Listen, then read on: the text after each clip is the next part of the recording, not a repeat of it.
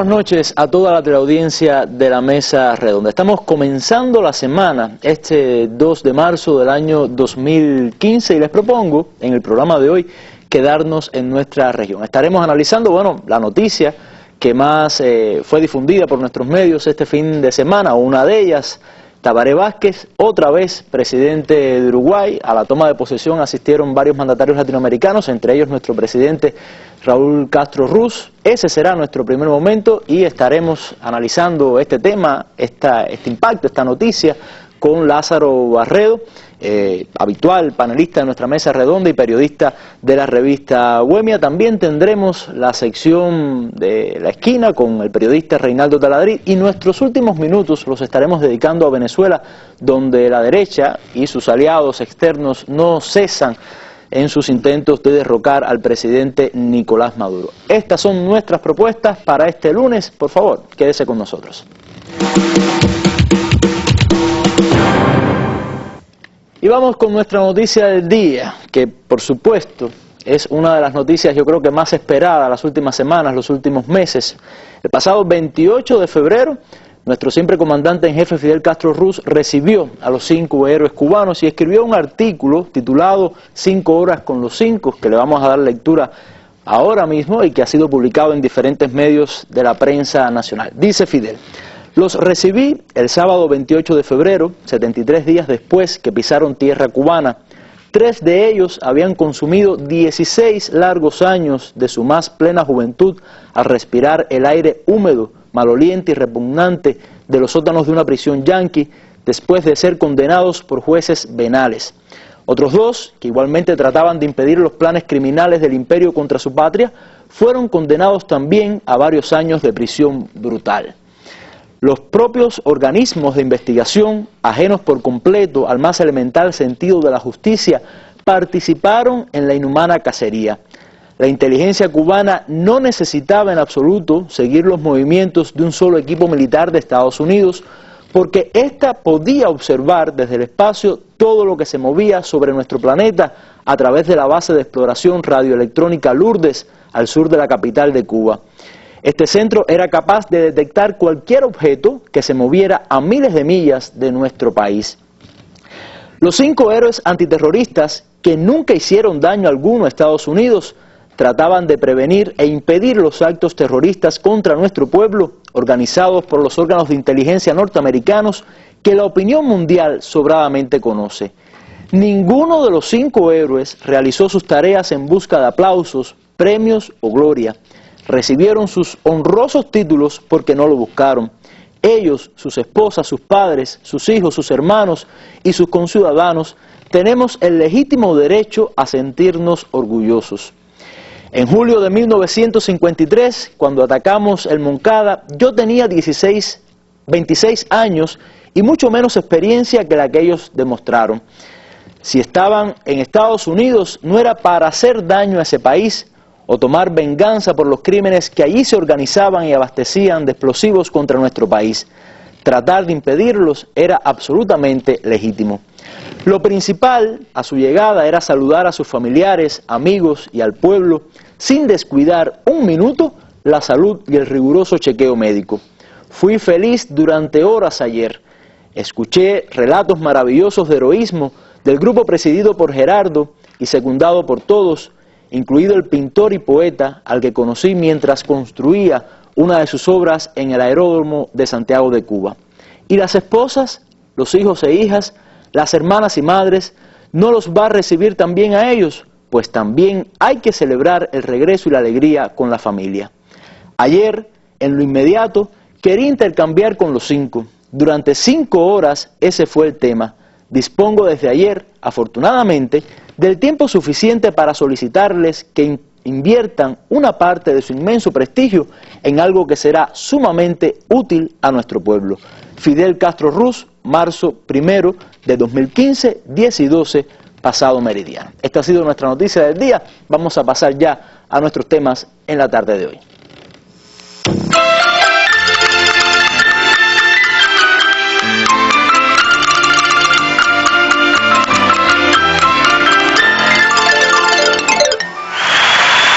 Es raro ver a un presidente con más popularidad, más cariño popular y más respeto ciudadano en el momento de dejar el cargo que cuando accedió a él.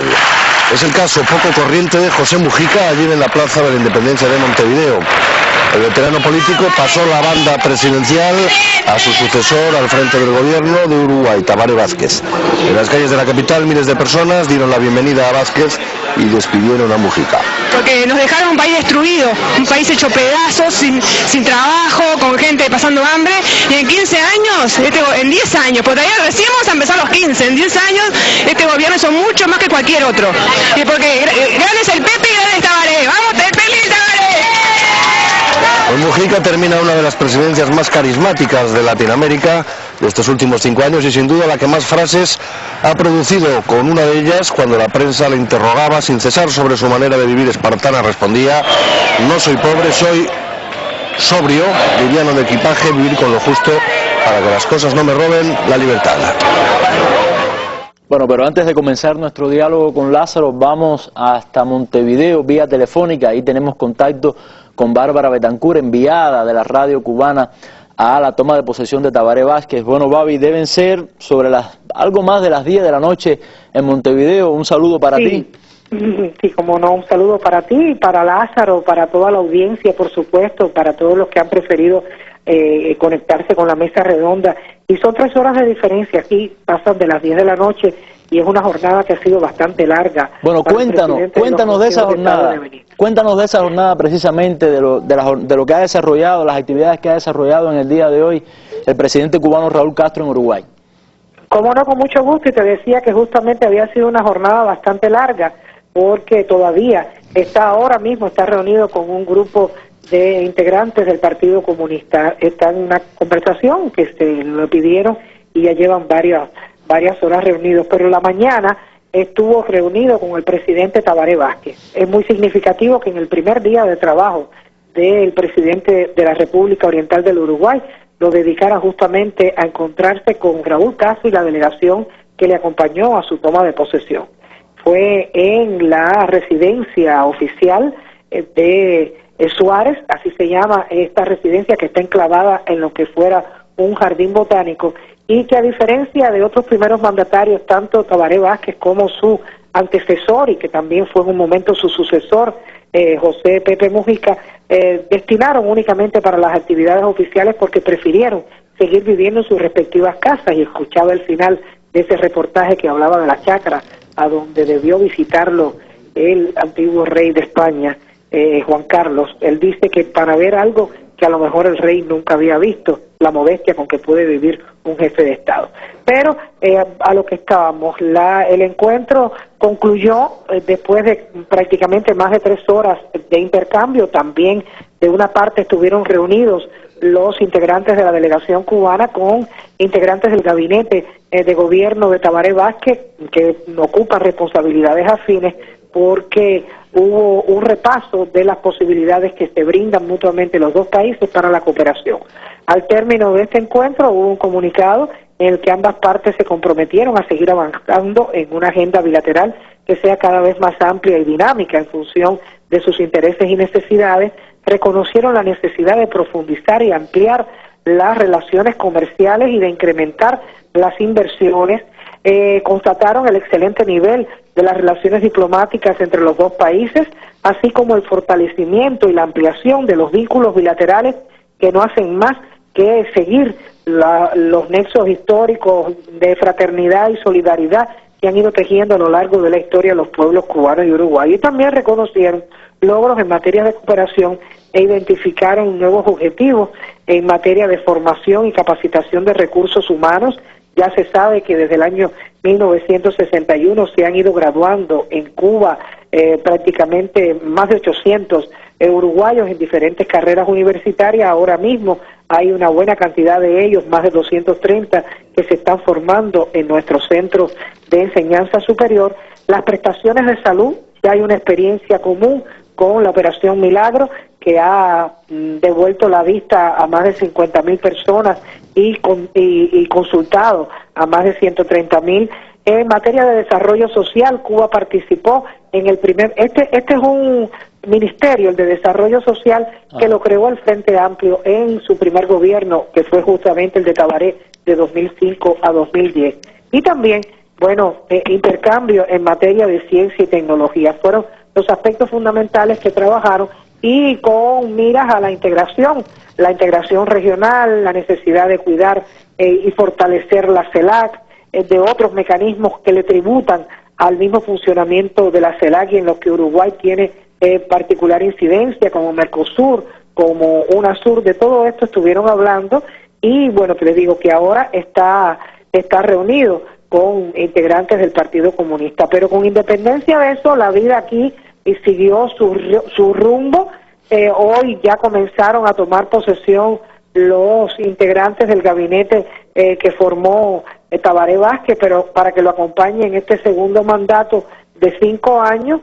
Anoche, a diferencia del discurso que pronunció en la mañana ante el Legislativo, y que fue un discurso más bien histórico para rescatar los principios y los valores de Artigas que van a guiar su gestión al frente del gobierno, anoche sí hizo en cadena nacional de radio y televisión los anuncios de los temas fundamentales en los que va a centrar su gobierno, que quizás tú tengas previsto tratar esto con Lázaro. Ajá. Pero en fin, te he brindado una panorámica general. Anoche la jornada de ayer también fue bien larga para el presidente cubano, porque primero recibió a la intendente de Montevideo, quien le entregó las llaves de la ciudad, en un acto fuera de todo protocolo y signado fundamentalmente por los sentimientos. Raúl decía que quería a Uruguay con sentimiento profundo, y así ella también se lo hizo sentir, y sobre todo los uruguayos, que fue Raúl, sin lugar a dudas, el presidente más aplaudido cuando pasó a dar el saludo protocolar a Tabaré Vázquez. Sí, y después de eso recibió la visita de Mujica, una visita que también se extendió muchísimo. Estuvieron hablando, dijo Mujica al salir a la prensa que lo aguardaba a la entrada del hotel, que habían hablado de cosas de viejo. Ya todo el mundo sabe cuál es el talante de Mujica, cosas de los años 50, nada más que recuerdos que compartieron. Y bueno, dejó claro su amor por Cuba y la posibilidad cercana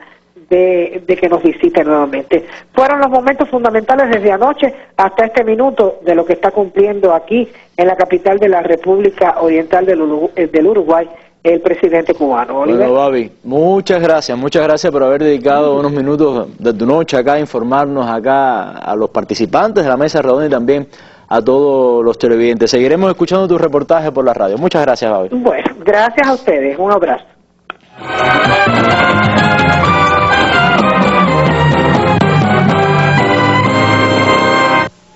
Bueno, ya vamos a Lázaro Barredo. Yo creo que se impone una pregunta, Lázaro, y es una valoración de lo que ha sido la gestión del presidente saliente de Mujica, que de alguna manera también ha sido la continuidad de lo que fue el gobierno de Tabaré Vázquez, ¿no? Y también, bueno, se dice que Tabaré Vázquez viene siendo la continuidad del gobierno de Mujica, es decir, es un mismo partido, es un mismo proceso, un proyecto de país. Yo creo que es un proyecto de país, como tú dices, es un proyecto de país del Frente Amplio, que es un proceso que se ha venido construyendo a lo largo de casi 50 años ya, y que es la consolidación de un grupo muy heterogéneo, pero que ha puesto por encima el proyecto social, a tal grado que fíjate que lo que distingue tanto al gobierno de Tabaré como el gobierno de Mujica es precisamente la inversión social. Lo vimos ahí en el reportaje donde las personas lo reconocen. Casi 40.000 millones de dólares han invertido en estos 10 años en beneficio de la población. Disculpe, en diversas... 40.000 millones es un país muy pequeño que tiene 3 millones de habitantes. Muchísimo dinero. Un país que tiene más vacas que personas. Exactamente. 3 millones de habitantes, pero con un sistema económico que ha logrado realmente imponer un desarrollo en ese país en estos momentos.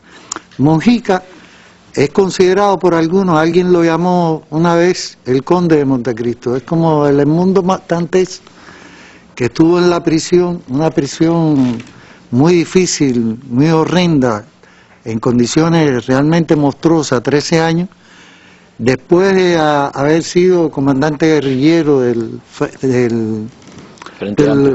de los Tupamaros, y fue herido 6 veces, tuvo que escaparse, estuvo preso 3 veces, se escapó 2 de ellas, y sin embargo, a pesar de todo lo horrendo que fue su prisión, 13 años en una mazmorra realmente en condiciones infrahumanas, yo después de haber leído eso, nada más lo puedo comparar en la idea que he tenido con lo que pasó Villavicencio, una cosa de esa infernal, monstruosa. Quizás ahí ven un poco su austeridad, ¿no?, como presidente. Yo creo que de ahí salió, fíjate, no salió con odio de esa prisión, sino salió tal y como lo vemos hoy, con su espíritu campechano, muy reflexivo, sabio, que dice cosas de sabiduría popular, pero que tienen un contenido realmente muy impactante. Y todo su gobierno elaborado, él mismo renunció. Fíjate, él solo se dedicó a cobrar el 10% de su salario como presidente. Y el resto del dinero, que se calcula que es más de $500,000, lo ha dedicado a un proyecto social. Ha vivido con una austeridad y realmente muy destacado en su gestión como gobernante, por la cantidad de leyes y de problemas sociales y problemas políticos que ha enfrentado en el Uruguay, por la cantidad de medidas que han beneficiado en el orden de la educación, de la salud, en el orden penitenciario. Yo creo que lo único que se le imputa de no haber logrado todavía un resultado, y él mismo lo reconoció, y lo reconoció Tabaré también en su campaña electoral antes de llegar a la presidencia, o cuando estaba disputando la presidencia a los partidos tradicionales uruguayos, es el problema de la seguridad, que un poco se les ha ido de las manos y que ha tenido algo irritada y molesta a la población por el nivel de delito que creció realmente vertiginosamente en estos años como consecuencia de diversos factores, pero sobre todo por la falta de un hincapié en la solución de ese problema. Pero Mujica deja esa impronta, se retira en la historia casi bicentenaria de la política uruguaya, dejando un récord que para igualarlo va a ser muy difícil, que termina su mandato con el rating más alto de apoyo popular. Ahora, ¿y cómo queda la oposición? Porque hemos visto 3 periodos presidenciales, Tabaré, Mujica, ahora Tabaré, otra vez, o sea, el Frente Amplio, en un país donde la oposición y la derecha ha sido tan firme, tan fuerte. La oposición ahí está fundamentada hace más de 150 años. El Partido Blanco y el Partido Colorado, que fueron los que siempre, el sistema bipartidista, fueron los que siempre se disputaron las presidencias, hasta el año 99, en que el Frente Amplio logra, con Tabaré precisamente como candidato. Tabaré venía con un trabajo muy destacado en la Intendencia de Montevideo, se postula por el Frente Amplio a la candidatura presidencial y logra uno de los primeros porcientos altos, casi un 20% de apoyo popular. Hay que decir que después del 99, del 94 y el 99, Sanguinetti decía que había que crear la familia ideológica, o sea, lograr que en el balotaje, que es como se llama la segunda vuelta, tanto el Partido Blanco como el Partido Colorado se pusieron de acuerdo y lograron hasta el 99 obtener la presidencia, desplazando al Frente Amplio, que iba creciendo en el apoyo popular. En el 2004 ya Tabaré gana, y ahora, después Mujica, que fue indudablemente un suceso en el Uruguay, y lo que acaba de pasar ahora con esa derecha, que ha salido mal parada realmente dentro de la opinión pública, porque el candidato Lacalle Pou, que es hijo de un presidente dentro del Partido Blanco, Lacalle Pou, que le llaman, el pueblo le dice Lacalle Pou, por lo sucio que hizo su campaña electoral contra Tabaré, se montó precisamente en el programa del Frente Amplio para tratar de confundir a la opinión pública. Y a la larga lo que quedó claro es que este es un neoliberal puro, y realmente la derecha está muy mal parada.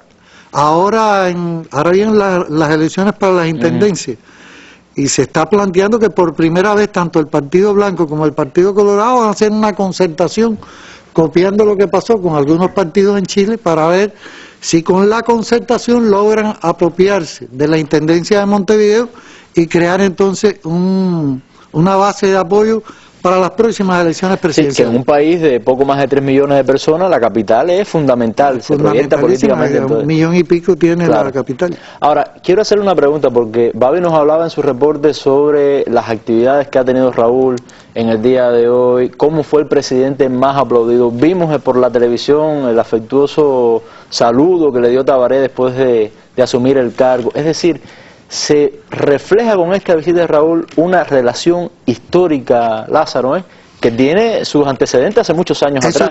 Eso tiene, mira, Fidel estuvo, cuando triunfó la revolución, el 1 de enero del 59, Fidel en mayo del 59, 4 meses después, hizo un periplo, fue a la reunión de los 21 en Buenos Aires, Argentina, y después de ahí fue a Montevideo. Cuando llegó a Montevideo había una inundación, se había desbordado el río La Plata y había muchos damnificados. Y Fidel no quiso ir a la ciudad, no quiso ir a las actividades citadinas, sino ir a visitar a la gente en el campo. Dato interesante, hay un oficial que acompaña a Fidel en ese recorrido. El oficial, un joven teniente, es nada más y nada menos que Líber Seregni, que es quien funda después el partido del Frente Amplio. Funda el Frente Amplio con un conglomerado de partidos y movimientos políticos. Y en el discurso allí de Fidel, realmente lo que deja una sensación, porque Fidel compara a los uruguayos con los cubanos, hace un largo discurso realmente que deja un impacto tremendo. Déjame decirte que Mujica, yo no sé si es por el recorrido de los damnificados, no sé si lo habló con Raúl ahora, el hecho es que Mujica unos meses después de esa visita de Fidel viene a Cuba por primera vez a principios de 1960. Él había integrado como joven político el Partido Nacional y a partir de ahí se desliga completamente, a partir de ese año 59 y 60, después que viene a la visita a Cuba. Y ese sentimiento de amistad se mantiene, fue lo que ocurrió en Montevideo cuando Fidel fue en el 95 a la toma de posesión de Sanguinetti. Es lo que acaba de pasar ahora con Raúl, que hay un sentimiento de amistad, un sentimiento muy fuerte realmente, enraizado en varias generaciones de uruguayos, y que tiene un reflejo en lo que ha dicho Mujica. Lo dijo aquí el 26 de julio del 2013, lo dijo después en el 2014 cuando vino a la marcha de las antorchas. Bueno, ahora mismo, como dijo Babi, acaba de anunciar que viene de nuevo, lo dijo, en cualquier momento voy a Cuba. Y esa simpatía, esa amistad, hoy lo dijo, el pueblo cubano es mi amigo, y Raúl es mi amigo, y Fidel es mi amigo. Bueno, ya usted adelantaba algunos detalles, ¿no? Pero igual quiero volver sobre la pregunta, quizás para ampliarla un poco más. Tabaré Vázquez comienza un nuevo periodo. ¿Cuáles son los principales retos de Tabaré? Ya hablaba de la seguridad, hablaba del tema de la coalición que puede hacer la derecha para apropiarse de la capital.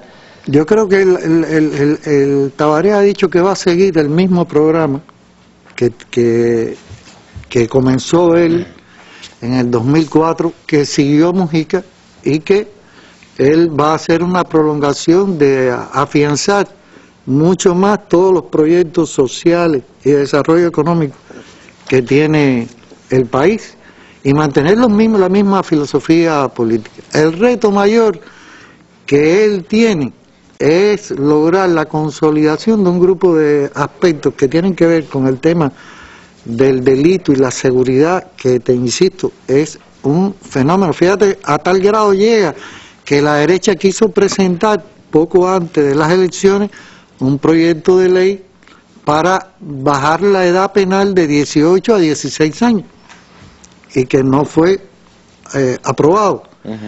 Tiene el problema de la seguridad, aunque han hecho una inversión muy grande en la educación, han multiplicado por 3 el cupo de los estudiantes universitarios, han invertido casi un 4,5% del Producto Interno Bruto en la educación. Hay todavía una serie de problemas y de reclamos muy fuertes de la ciudadanía uruguaya en materia de educación. Y por ahí van caminando los retos.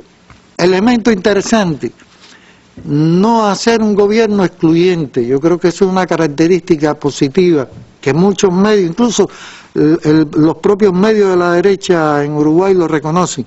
En este gobierno, por ejemplo, de Tabaré, ahora que se están hoy constituyendo, como dijo Barbarita, los ministerios, etcétera, etcétera, no han excluido a sectores de la derecha para que formen parte de la composición de gobierno.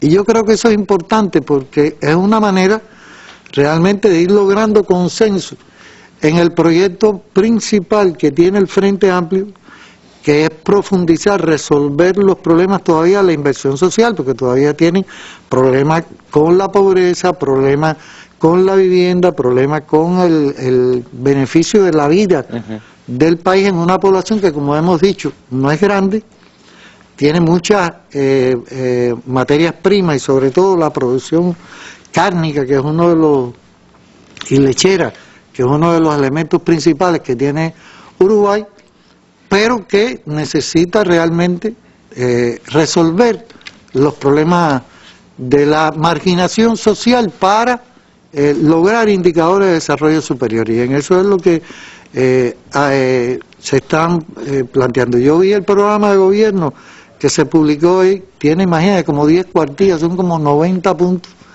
donde casi todo es la reiteración de los mismos principios que ha seguido el Frente Amplio desde que ha sido consecuente con su línea política y su proyecto desde que hizo la primera plataforma para ganar las elecciones en el 2004 hasta hoy.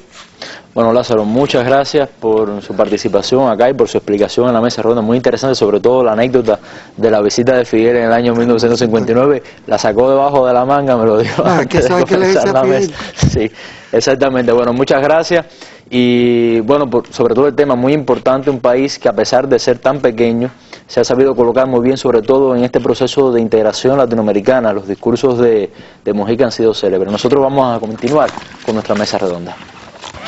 El más amplio análisis de los acontecimientos que marcan al mundo, con reconocidos periodistas y especialistas de temas globales y regionales. Los temas internacionales en la mesa redonda. Nuestras armas son las ideas.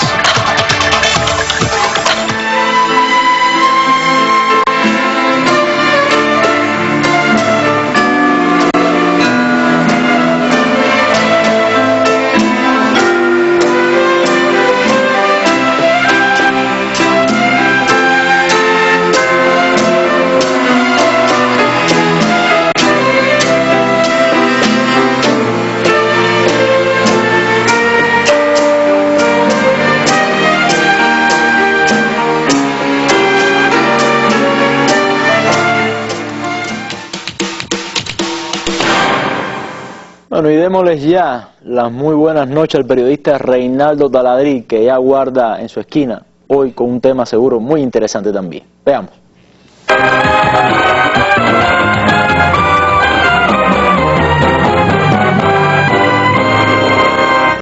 Muchas gracias y bienvenidos a la esquina. En los últimos tiempos, y estoy más o menos llevando una cuenta no exacta, no matemática, todos los días en los Estados Unidos hay un promedio de 2 a 3 artículos sobre Cuba. Primero en todos los medios, sean medios radiales, televisivos, prensa escrita, digital, en todos los tipos de prensa, todos los días hay 2 o 3 artículos sobre Cuba. Esto, si ustedes me preguntan, es muy bueno. Es muy bueno porque mientras más se sepa de Cuba, más se entenderá este país para gente que evidentemente estuvieron muy aislados de lo que es la real Cuba y se regían de crisis en crisis, de esquema en esquema, para que entiendan que Cuba es una compleja realidad, un país que como todos los demás del planeta es un rompecabezas, que tiene muchas piezas, no es en blanco y negro, tiene muchos problemas, y creo que es muy bueno que se hable de Cuba y que mientras más se hable, creo que a la larga va a ser mejor para entender a nuestro país en los Estados Unidos. Y lamentablemente este es un fenómeno que también antes existía en todo el mundo y está dándose también en otros países, no solo en los Estados Unidos. Y una de las cosas que me llama la atención de esta tendencia que le estoy hablando es que hay una especie de ritornelo, de parrafito, que sea cual sea el tema, casi siempre aparece, para no ser absoluto y decir que siempre, que es un parrafito sobre el sistema político cubano, aunque usted hablando de lo que usted está hablando. Por ejemplo, hoy leí un artículo que se hizo sobre una playa que hay fabulosa en Cayo Largo del Sur, otro sobre el Callejón de Hamel, otro era sobre la situación en Cuba y Estados Unidos, una visita que hay de personalidades, otro sobre la visita de Paris Hilton y Naomi Campbell a Cuba con el tema de la Feria de La Habana. Creo que esos son los que leí hoy que aparecieron en el día. Pero curiosamente siempre aparece un parrafito sobre el sistema político cubano, características del sistema político cubano, algunas calificaciones al sistema político cubano. Y leyendo esto y a partir de esto me vino a la mente algo que tiene que ver con el sistema político de los Estados Unidos que se llama colegio electoral. ¿De qué les estoy hablando? Piensen en lo siguiente. ¿Usted cree que en los Estados Unidos se puede salir electo, puede ser elegido presidente de los Estados Unidos alguien que saque menos votos que su rival? O sea, usted sacó menos votos que el otro, pero ganó la presidencia de los Estados Unidos. ¿Usted cree que eso es posible? ¿Cree que no? Pues la respuesta es sí. Es absolutamente posible y es más, ha pasado. ¿De qué les estoy hablando? Vamos a verlo en pantalla. Del famoso colegio electoral de los Estados Unidos. El colegio electoral, ahí lo están viendo, es un lugar, es una reunión que se hace un mes después de las elecciones, donde van 538 personas que se llaman electores. Este número sale de sumar la cantidad de miembros del Senado y de la Cámara de Representantes, o sea, el Congreso. Son 535, pero a la capital se le dan 3 por constitución. Entonces, estos 538 se eligen en cada uno de los 50 estados, se dividen. Ahora, ¿cómo se dividen estos 538 electores, que son los que certifican, ratifican, eligen o no al presidente? Bueno, a cada estado se le asigna una cantidad de electores en proporción al porciento de habitantes que saque en su último censo de población. Para que entiendan esto, les propongo que veamos uno de los mapas que ya me los asocian conmigo mucha gente, sí, los mapitas de Taladrí de la política de Estados Unidos, y de Yaima también, que me ayuda a hacerlo. Así que vamos a ver uno de estos mapitas. Aquí está. Este mapa, si mal no recuerdo, es la elección del 2012. Los estados en azul son los que ganó Obama, los estados en rojo son los que ganó Romney. Pero hay un numerito, que vamos a ver si Yaima me ayuda ahí a marcarlo, que es la cantidad de votos electorales o de electores que tiene cada estado en proporción a la población. Ahí está marcado California. Son 55 votos, el que más tiene en el país. Después vamos a ver Texas, tiene 38. Vamos a ver entonces el estado de Utah, uno chiquitico, tiene 6 electores. Esto es de acuerdo a la cantidad de población que tenga cada estado. Y el famoso estado de la Florida, que tiene 29 votos electorales. El otro grande que queda es Nueva York por ahí arriba, que creo que tiene 29, igual que la Florida ya. La Florida ha crecido, Nueva York ha perdido población y por eso votos electorales. Ahora, para ganar la presidencia, vamos a dejar el mapa ahí, como ustedes ven, el que gana la presidencia necesita 270 votos electorales, o sea, gana un estado, gana este y va sumando y necesita por matemática, son 538, 270 votos electorales. Y usted me puede preguntar, bueno, Taladrí, ¿y dónde está el problema? ¿Por qué te vino a la mente eso? Por una razón muy sencilla, vamos a verlo en pantalla también, la explicación, para compartirla con ustedes. Eso es lo que acaban de ver, la cantidad. Si uno de los candidatos gana un estado, cualquiera, California, por ejemplo, que tiene los 55 votos, con el 50.1% de los votos, se lleva el 100% de los electores de ese estado, y no el 50% que es en proporción a los votos que sacó. ¿Qué quiere decir? Que un hombre sacó el 49,9% de los votos en un estado y no se lleva ningún elector de ese estado. Si fuera así, vamos a poner, a ver Jaime, si podemos ir de nuevo al mapa, un momentico, que ayuda mucho. Por ejemplo, vamos a tomar un número redondo, Texas, que tiene 38 electores, ¿no? Vamos a suponer que un candidato saca 50,1 y el otro 49, bueno, el que ganó se lleva los 38, el otro no se lleva ninguno de los votos electorales de ese estado. ¿Y qué pasa entonces? ¿A dónde nos lleva eso? Bien, que en el año 2000, fue la última vez que ocurrió, George W. Bush ganó la Florida. ¿Saben por cuánto? ¿Se recuerdan? Por 537 votos. La diferencia entre Bush y Albert Gore fue de 537 votos, o sea, 50-50, 537, en términos matemáticos estaban empatados. Bueno, pero Bush se llevó los 29 votos electorales, creo que eran 27 en ese momento, por el censo de esa época. Se llevó los 27 votos electorales y debía ser 14 para uno, 13 para otro, así en esa proporción. Entonces, ¿qué sucede? Vuelvo a la pregunta. Que una persona, un candidato, saca menos votos que otro y gana la presidencia. Y la pregunta es, ¿usted cree que esto es democrático? ¿Cree que esto es justo? ¿Cree que si la mayoría de la gente votó por alguien, sale electo el otro y que eso es correcto? Bueno, en Estados Unidos hay mucha gente que piensa que no. Hay mucha gente que pide que se cambie. Pero como uno de esos misterios que hay en la política americana, nunca pasa nada. Ni creo que vaya a pasar nada por el momento de cambiar este sistema de la proporción o no en los estados a la hora de decidir los electores. Pero, volviendo al razonamiento que me llevó a pensar en esto, ¿saben lo que pienso? Que este es un problema de los Estados Unidos. Es un problema que tienen que discutir y decidir los estadounidenses, no los demás países del mundo, ni ningún parlamento del mundo. Y es un problema. Si es un problema, es de los estadounidenses. Si hay que cambiarlo, es un problema de ellos. Decidirlo, cambiarlo o no cambiarlo. No es un problema de los demás. Y ojalá el mundo funcionara más así y menos como ustedes se imaginan que funciona por estos artículos que me trajeron esta reflexión, este pensamiento a mi mente. Hasta aquí en la esquina de hoy. Y les anuncio que en las próximas 2 semanas vamos a estar respondiendo cartas de televidentes que me están preguntando, Taladrí, concretamente porque la recuerdo, Taladrí, ¿qué pasó con el dinero de la Serie del Caribe? Tú siempre explicas eso en el Clásico y en la Serie del Caribe. ¿Qué pasó con el dinero? ¿Qué pasó con Cuba?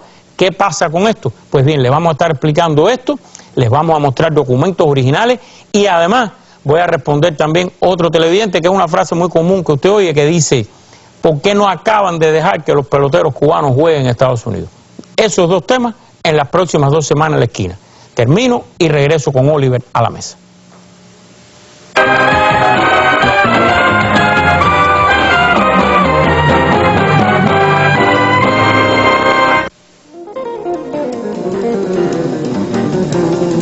Este martes, en la Mesa Redonda, las conversaciones bilaterales Cuba-Estados Unidos.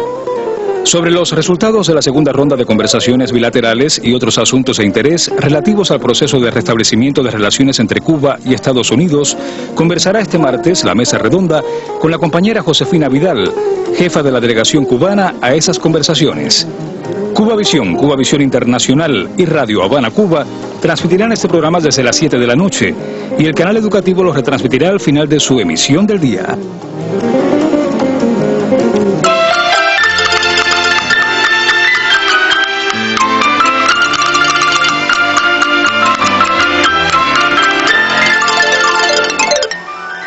Muchas gracias a Taladrí, ya tienen el adelanto de lo que será nuestro programa, nuestra mesa redonda mañana, muy importante para conocer los detalles de lo que sucedió hace prácticamente unas horas en la ciudad de Washington, la segunda ronda de conversaciones Cuba-Estados Unidos. Vamos a pasar ya a nuestro último tema de la mesa redonda, Venezuela. Tengo como invitado a Jorge Legañoa, subdirector de la Agencia de Información Nacional, habitual panelista en nuestro programa cuando hablamos de Venezuela.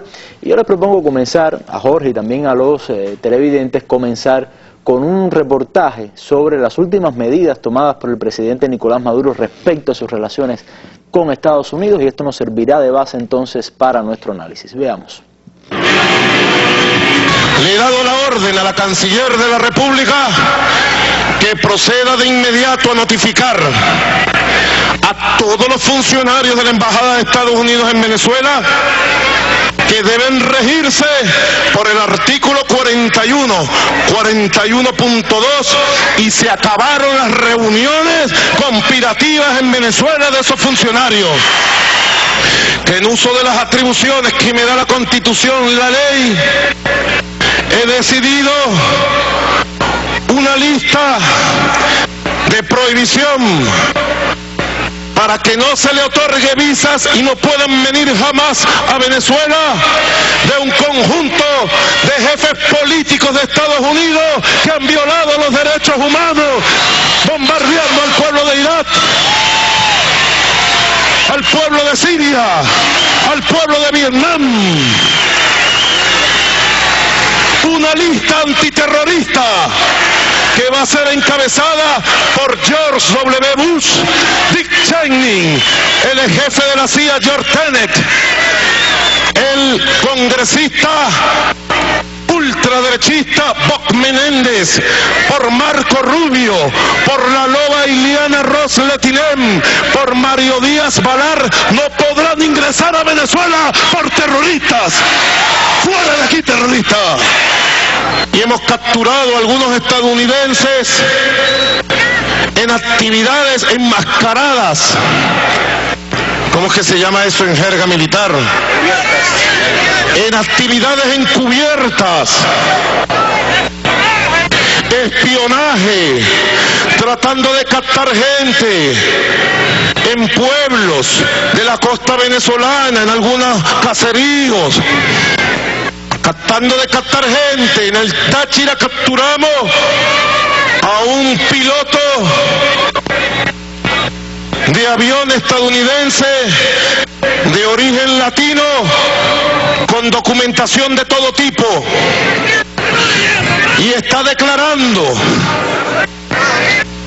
Así que para proteger a nuestro país, yo en tercer lugar he decidido implantar un sistema de visado obligatorio a todo estadounidense que quiera ingresar a Venezuela, y que paguen la tasa de visas que pagan los venezolanos cuando quieren viajar a Estados Unidos. Bueno, ya anunciaban en este reportaje, Jorge, algunas de las medidas que anunció el presidente Maduro. Pero la pregunta es, ¿por qué estas medidas? Sí, buenas noches, Oliver. Ante todo, antes de empezar, un poco recordar la significación de lo que será esta semana. Esta semana, el viernes 5 de marzo, estaremos recordando los 2 años de la muerte de Chávez. Yo creo que muy sintomático que 2 años después de la muerte de Chávez, aún siguen este tipo de ataques hacia el gobierno bolivariano, no solamente de la oposición venezolana, sino de todos los actores que a nivel internacional apoyan a esta oposición venezolana, realmente sin una idea correcta de lo que puede hacer la democracia, que en Venezuela, a lo largo de 16 años de revolución, unas 20 elecciones, yo creo que han demostrado suficientemente lo que es democracia, y todos los programas sociales han demostrado lo que es democracia. Estas nuevas medidas del presidente Maduro, 4 de ellas están contenidas, yo recordaba un poco explicar esto, están contenidas dentro de la Convención de Viena, que habla de la reciprocidad desde el punto de vista diplomático y de la actitud que tienen que tener los diplomáticos ante su servicio en cada uno de los países. Por tanto, es legítimo, nadie puede dudar que es legítima estas decisiones del presidente Nicolás Maduro, en tanto no existe reciprocidad en el trabajo diplomático entre Estados Unidos y Venezuela. Maduro recordaba que hay 100 diplomáticos estadounidenses en Venezuela y solo 17 diplomáticos venezolanos en el país del norte. Por tanto, es valedero hacer esto en el marco de la Convención de Viena.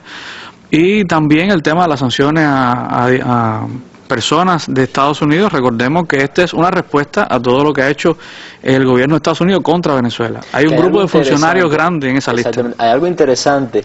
Esas personas que no pueden entrar a Venezuela, cuando uno lee los nombres, son los mismos de la política anticubana en Estados Unidos, son los mismos representantes de la política antivenezolana también. Mira, realmente hoy las relaciones con América Latina de Estados Unidos pasan por el tema Cuba. En buena medida es parte de lo que está haciendo Estados Unidos con las conversaciones con Cuba, es dando un cambio de imagen al tema de las relaciones. Y sí, en efecto, con el tema de Venezuela también encontramos a Marco Rubio, a Bob Menéndez, a Ileana Ros, en fin, a un grupo de estos representantes y senadores que conocemos, que a lo largo de 50 años han acaparado el tema Cuba en el Congreso de los Estados Unidos, pues también lo han hecho con el tema de Venezuela. Y no solamente es que han hablado, sino también han actuado. Yo creo que es legítimo, te reitero este tema, que es legítimo, y yo creo que el presidente Maduro está haciendo algo que Chávez hizo durante toda su vida como presidente de la República, como político, que es polarizar el país. Hoy se está apostando, lo decía ayer la diputada Tania Díaz, la segunda vicepresidenta de la Asamblea Nacional de Venezuela, decía que no hay otra opción hoy que radicalizar la revolución bolivariana. Esto es muy interesante y yo creo que, sin lugar a dudas, están sobre la base de lo que hay que hacer. Chávez siempre en los momentos difíciles no solamente actuó de palabra en ese discurso encendido que siempre tenía Chávez, sino que marcó y polarizó en su momento para que el país pudiera avanzar, porque hoy a lo que estamos asistiendo es a un gobierno que 2 años después, el gobierno de Nicolás Maduro, ha podido gobernar, pero ha podido gobernar de guarimba en guarimba, de oposición en oposición, a su vez también radicalizada. Por tanto, yo creo que se la está viendo muy difícil el gobierno bolivariano y tiene que tomar este tipo de medidas para poder mantener a sus bases en un año electoral. Recordemos que este año es la elección de la Asamblea Nacional, los diputados de la Asamblea Nacional, para poder tener a sus bases realmente conscientes de que eso sigue siendo socialismo y de que el gobierno tiene las riendas del país y que no se ha dejado arrebatar la iniciativa. Te decía, es una acción recíproca. Maduro anunció incluso que estos aviones tucanos, de los cuales se habían hablado que iban a bombardear el Palacio Miraflores, Telesur, el Ministerio de Defensa y tal, que iba a haber un avión tucano. Los aviones tucanos, decía Maduro, que están en tierra hoy en una reparación general, todos los aviones tucanos. Por tanto, el avión iba a venir de otro país. Mencionó un grupo de países, que no vamos a mencionar aquí por un problema de ética, que con siglas de Venezuela, recordemos, el mismo esquema de los ataques que hubo en Cuba aquí antes de Playa Girón, en abril del 61. Son viejos esquemas que se reciclan y vuelven de nuevo. Ahora, no solamente es el hecho de la reciprocidad per se, es decir, de que si hay 100 funcionarios norteamericanos en la embajada de Estados Unidos en Venezuela y 17 en Venezuela, sino la labor que muchos de esos 100 No, por eso te hablaba de la convención, de Viena, porque la convención de Viena estipula que usted se tiene que regir, que muchos tengan que salir del país. Exacto, usted se tiene que regir por las leyes del país, y las leyes de ningún país, en ningún lugar del mundo, incluso en el propio Estados Unidos, permiten que usted tenga reuniones para conspirar contra el gobierno de ese país. Por tanto, entre las medidas que está es que ahora va a tener la embajada de Estados Unidos que notificar cuando va a tener una reunión con cualquier tipo de persona en el país, más allá de la labor diplomática y consular que ellos realizan en Caracas. Y de eso se trata, de que estaban campeando sin respeto de ningún tipo hacia el gobierno venezolano, reuniéndose con cualquier cantidad de personas, pero no es el hecho de reunirse, es el hecho de conspirar contra un Estado soberano, elegido democráticamente. Y yo creo que eso es lo más grave de todo. Eso sería imperdonable que se dejara seguir haciendo a sus anchas. Y el visado obligatorio, bueno, desafortunadamente los venezolanos sí tienen que pedir visa en Estados Unidos, pues ahora también los estadounidenses van a tener que pedir visa para ir a Venezuela, porque bueno, acaban de capturar a un piloto de origen latino con papeles estadounidenses. Bueno, pues sencillamente también conspirando ahí. Bueno, dice Maduro que está hablando el hombre, y lo cual hablará de todo lo que está pasando.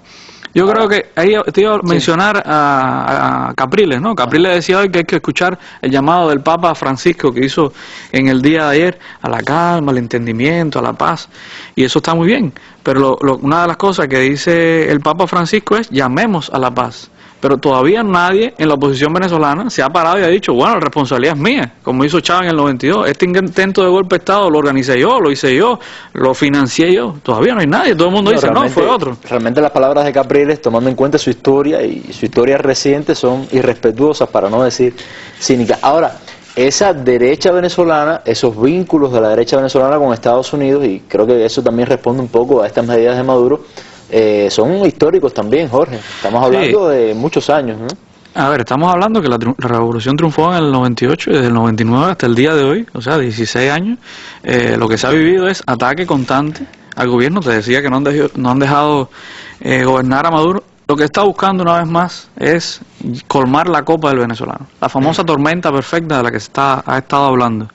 Todos los años ha ido increciendo este tema de la tormenta perfecta, y lo que están buscando es, con la guerra económica por un lado, que no se ha salido de la guerra económica, ahora es un tema solapa a otro con esta historia del golpe de Estado, pero la crisis económica interna en Venezuela pasa hoy por el desabastecimiento, un grupo de fenómenos económicos que están afectando la vida del venezolano, y obviamente eso lastra el progreso, la vida, el día a día de todos los venezolanos. Yo creo que de alguna manera esta tormenta perfecta lo que busca es esa presión social sobre el gobierno y a su vez la oposición también empujando y los medios de comunicación haciendo.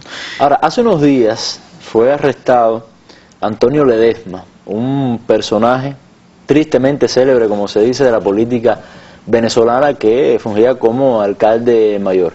Y creo que sería oportuno, Jorge, hablar un poco sobre quién es este hombre y cuál es su historia, porque se ha victimizado en la gran prensa internacional. Ya nadie recuerda lo que fue Ledesma, ¿no?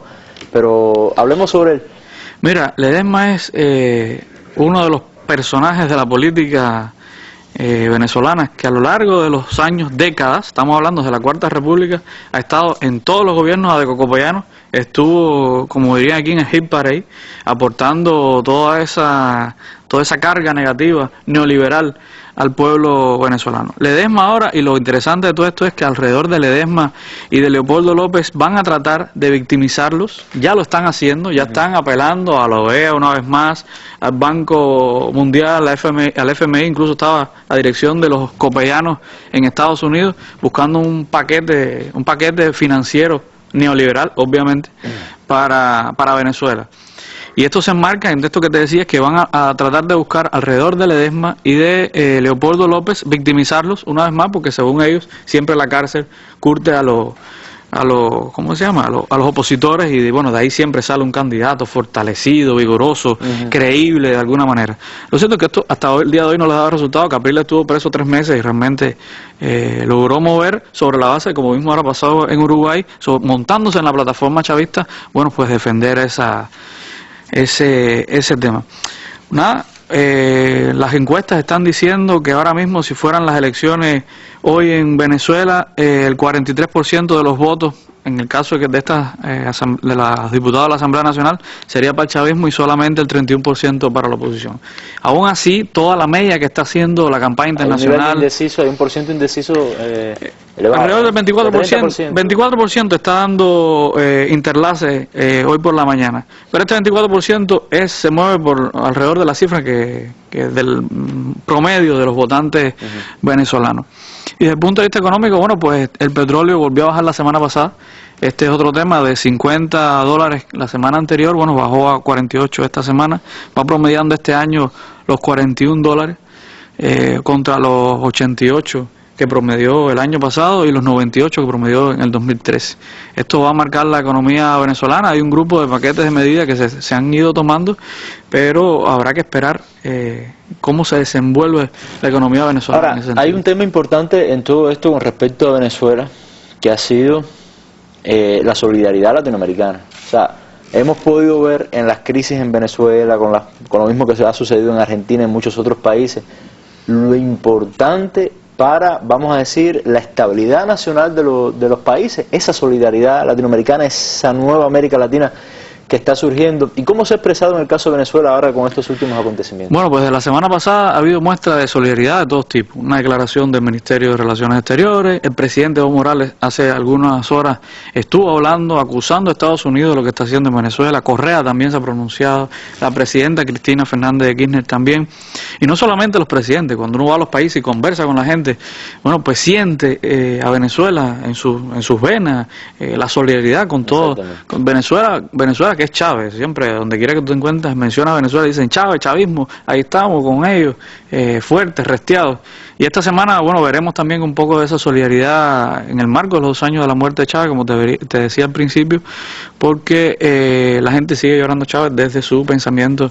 Yo creo que la mejor forma es la acción de cada uno de los venezolanos en ese sentido. Desde el punto de vista que se está moviendo en el país, bueno, te decía el apoyo, la solidaridad del Papa. El año pasado fue la conversación y los diálogos de UNASUR. Ojalá pudieran regresar para resolver los problemas a nivel interno que se han estado generando en el país. Los diálogos del año pasado dieron muchos resultados, incluso aquellos diálogos se transmitieron en vivo por la televisión. Habló todo el que quiso hablar de la oposición. Recuerdo a Henry Ramos Ayuda, Acción Democrática, a Julio Borges. Julio Borges, que por cierto ahora está entre los implicados directos en este golpe militar. Y lo más lindo, no lo denuncia ningún chavista, lo denuncia Patricia Poleo, que es una opositora acérrima, hija de Rafael Poleo, el dueño del Nuevo País, ambos exiliados, supuestamente exiliados, en la concreta salieron huyendo de Venezuela, acusados también de la conjura de Daktari en el año 2004 y de la muerte del fiscal Danilo Anderson. O sea que el prontuario de quien acusa a Leopoldo López para nada tiene que ver con el chavismo. No, y es importante también, con respecto al tema de Ledesma, de que esa oposición vaya sintiendo ya de que hay una institucionalidad en el país y que, no sé cuál es tu opinión al respecto, ya tenemos muy poco tiempo, que basta ya de esa impunidad, porque vamos a hablar en los términos cubanos, ¿no? Mira que se le ha pasado a la mano a esa oposición venezolana. Mira, haciendo un estudio, hace unos días yo estuve comparando que fue el decreto de Carmona en el año 2002 y lo que fue ahora esta pretendida acuerdo para la transición de Venezuela. Y qué interesante, vuelven a llamar elecciones libres, eliminación del poder público, la autonomía, o sea, derogar la fiscalía, los poderes públicos y entregar al país, al FMI y al Banco Mundial. ¿De qué estamos hablando? Estamos hablando de lo mismo, un golpe reciclado como el del 2002 y sencillamente el gobierno ha tomado las riendas y ha dicho el poder está para que se ejerza la justicia. Bueno, Jorge, muchas gracias por haber estado en la noche de hoy junto a nosotros hablando de este tema. Sabemos que Venezuela para Cuba casi que es un tema nacional y nos despedimos con nuestras imágenes del día. Otra noticia muy importante para nuestro país y creo que un paso más hacia ese proceso que se encamina de normalización, acercamiento entre los gobiernos de Cuba y Estados Unidos. Empresarios norteamericanos del sector agrícola visitan a nuestro país. Esas son nuestras imágenes del día. Yo le doy las gracias y muchas gracias por su atención.